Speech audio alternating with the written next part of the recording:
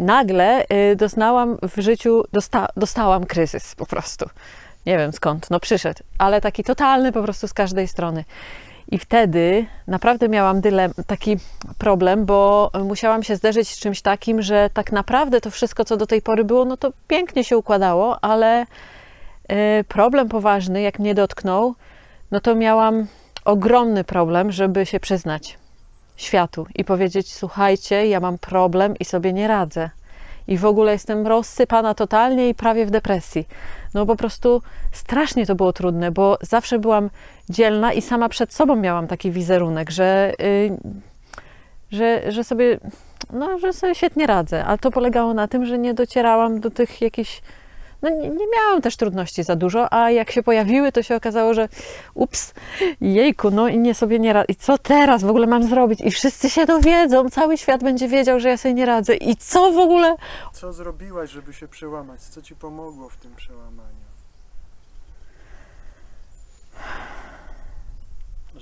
Bo miałaś to, co sobie ludzie pomyślą? Mhm. I co się stało, że się przełamałaś?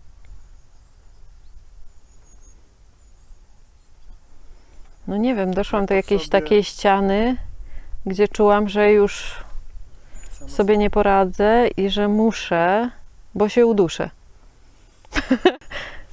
Nie dało się inaczej. No musiałam poprosić o pomoc. Musiałam zacząć mówić. To był proces taki. Ja w sumie i tak mam dużo otwartości w sobie, więc to nie było jakiś wielki kłopot, takie przełamanie, ale ten wizerunek, tak jakby, który runął u mnie, no to on w procesie takim upadał i w procesie też sięgałam po pomoc w różny sposób, szukałam w różnych miejscach. Na przykład tutaj też na Górze Szybowcowej prosiłam o pomoc. Tutaj Boga, naturę i siły wyższe płakałam, no nie musiałam za dużo kombinować, no po prostu to tak wyszło. No, doszłam do takiego punktu, gdzie się nie dało tam zostać, bo jakbym tam została, to bym popadła w depresję, a miałam już ze 2 tygodnie takiego stanu, że naprawdę ciężko było, już kolorów nie widziałam. Tylko taka mgła i szarość jakaś taka dziwna.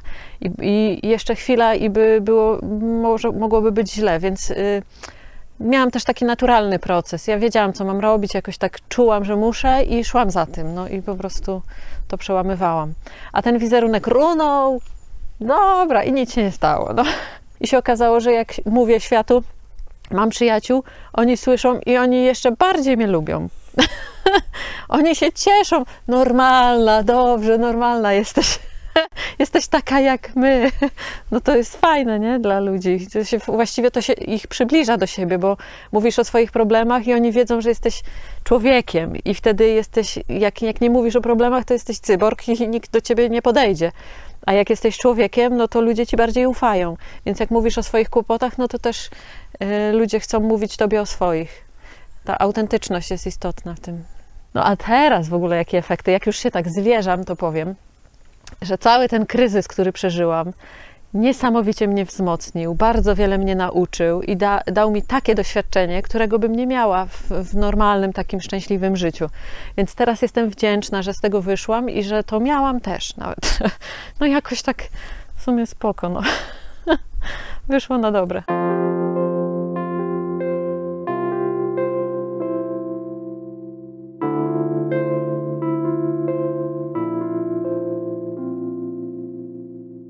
In the twilight of summer, you shook like a leaf, then blew to the ground in a pile at my feet. I picked you up, we fell into place. On the park bench in silence, we spoke with no words.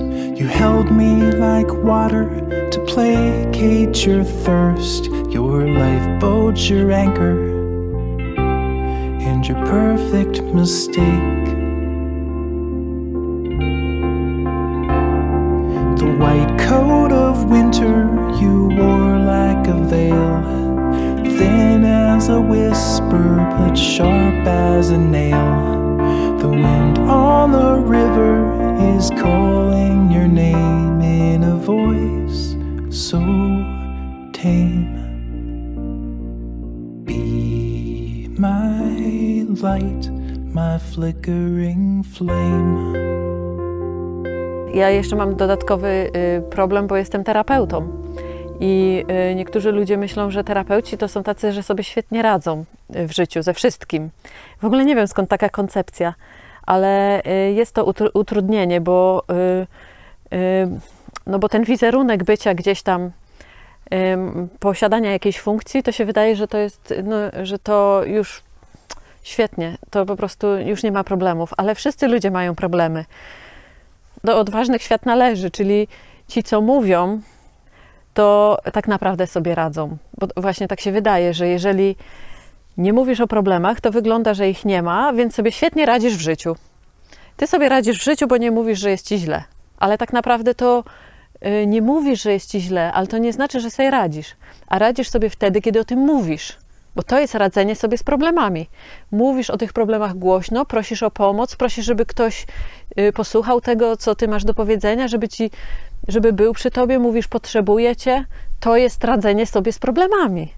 A ja w ogóle wymyśliłam taką koncepcję, że można tak mówić bardzo oficjalnie do kogoś, że chcesz się zwierzyć.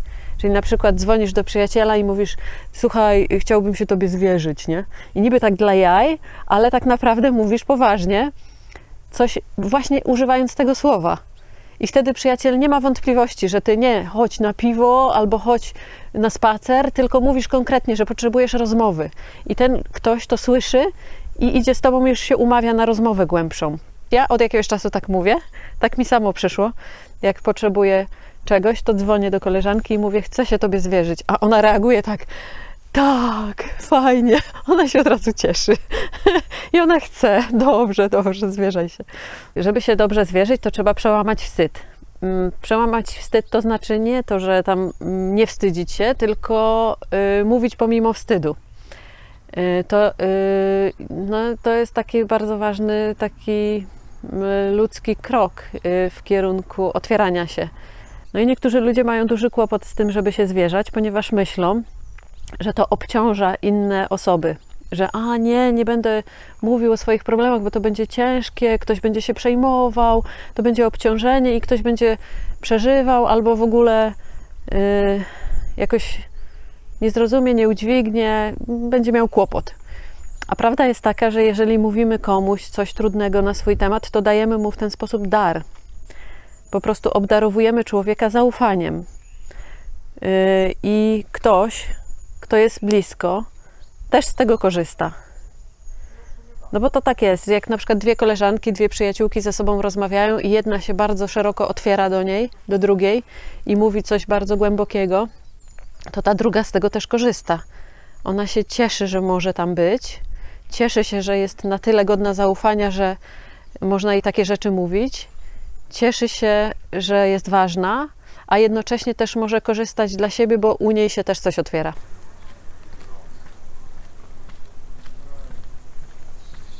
Przy zwierzaniu właśnie jest najciekawsze to, że niewiele trzeba i że potrzebna jest obecność, że ktoś jest świadkiem tego.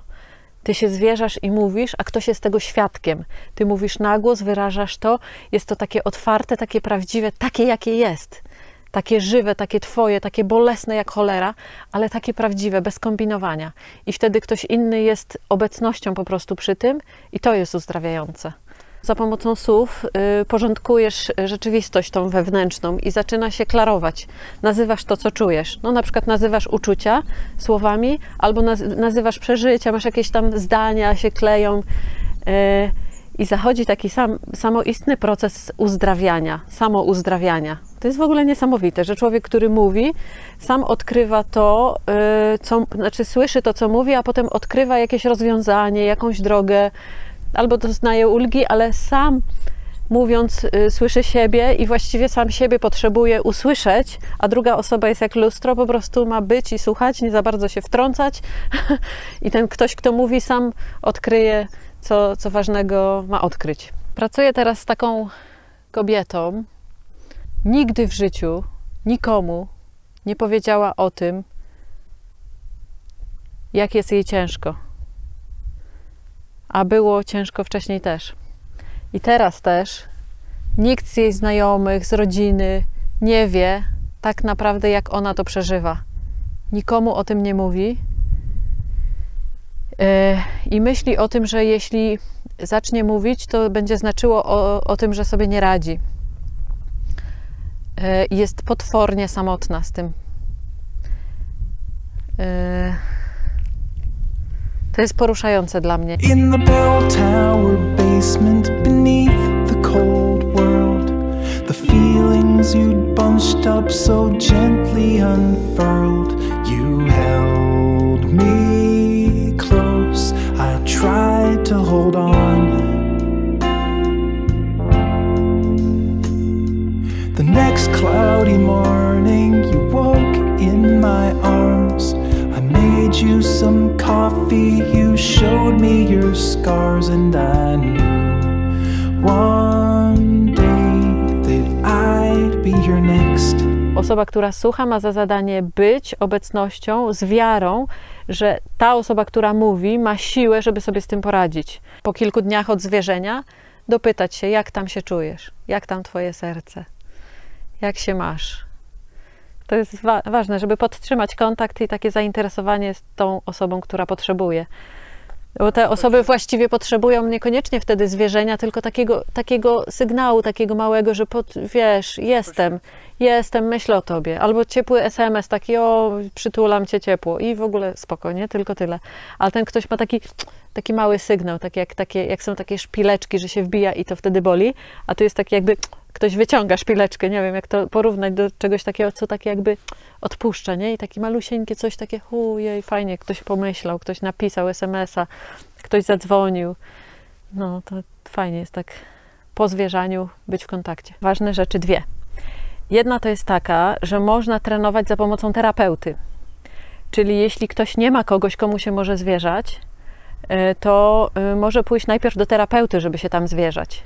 Bo u terapeuty nie ma siły robić czegoś innego. Tam po prostu przychodzi się właśnie po to. I terapeuta tam wyciągnie, trochę tam pomoże. Ale potem, jak już się potrenuje na terapeucie, to dobrze jest potem to zastosować w życiu. Czyli przenieść to zwierzanie się terapeucie na zwierzanie się innym ludziom. No i drugi wątek to jest taki, że potrzeba dobrze wybrać kogoś, komu się zwierzasz. Czyli to musi być odpowiednia osoba. Nie byle komu. I nie wszystko wszystkim. Po prostu ważne jest, żeby sprawdzić, czy osoba, której się chcesz zwierzyć, umie słuchać. I można to sprawdzić w taki sposób, że najpierw się daje jej taki kawałeczek i sprawdza się, co ona robi z tym. I jak ona tam zaczyna coś z tym kawałeczkiem robić, rozkraja go tam, nie wiem, coś kombinuje, żeby ci pomóc za bardzo, albo męczy głowę, albo no nie wiem, nie czuje tam, no to się czuje, że to ktoś nie czuje. I wtedy idziesz do kogoś innego. A jak się okaże, że ten jeden fragment został dobrze wysłuchany, jest takie poczucie wewnętrzne, fajnie, jest człowiek blisko, no to wtedy można próbować więcej. No i można trenować. I potem można trenować na jeszcze innych ludziach, bo jest dużo ludzi fantastycznych w świecie, tylko że my czasem nie wiemy. Czasem mamy wokół przyjaciół, którzy są niesprawdzeni, ale są blisko, są na wyciągnięcie ręki. Czasem to może być sąsiadka, która idzie z psem, czasem to może być jakiś ktoś z rodziny. Nawet nam nie wpadło wcześniej do głowy, że można by tej osobie coś trudnego o sobie powiedzieć, ale może tak być, że w pewnym momencie dojdziemy, że są takie osoby gdzieś i w sumie przy nich się dobrze czujemy, przy nich się czujemy sobą. To wtedy można potrenować, nawet jak się tego wcześniej nie robiło. I tak samo na kartce używasz słów, wyrazów i piszesz to, co przeżywasz. I to jest właśnie coś, co porządkuje myśli, a poza tym jest tak, że z twojej głowy wypływają one albo na kartkę, albo do drugiego człowieka. Chodzi o to, że z twojej głowy wylatują te rzeczy i lecą gdzieś indziej. I jeśli wyleciały, to przynajmniej częściowo niektóre wyleciały całkiem i po prostu już nie wracają. I jest ulga. To na tym polega właśnie doznawanie ulgi po zwierzaniu się, że po prostu wypowiadasz słowami, nazywasz je.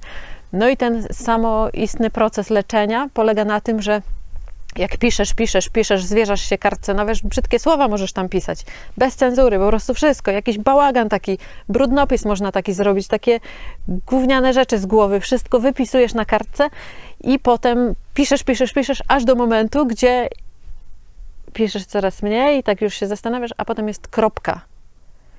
i najczęściej na końcu jest jakaś fajna myśl, albo po prostu ulga, albo jakieś odkrycie. A tu na Górze Szybowcowej jest super, bo tu wieje wiatr i przychodzisz z tymi myślami i je tak próbujesz wypuszczać, a ten wiatr zwiewa je, nie? I po prostu po takim pobycie na Górze Szybowcowej, gdzie jest trudno, można oczyścić swoje myśli.